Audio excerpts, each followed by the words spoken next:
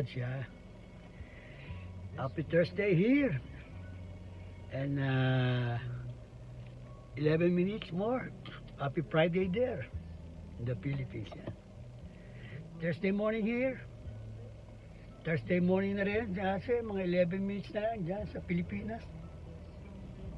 God bless us all po. Ingat po tayong lahat. Ito, as usual, apostolic duty. Kakatitad ko lang po sa apo ko. It's 7:49 now. Almost 8 o'clock na sa atin mag 12 o'clock na ng midnight ha. Yun lang po. Bumabati lang po ng Happy Thursday. Happy Friday there.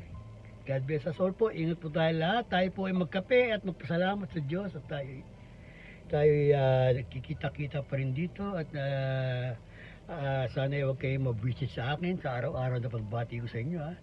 Sana huwag kayong magsasawang tangkilikin yung aking mga bidyong walang kakwenta-kwenta.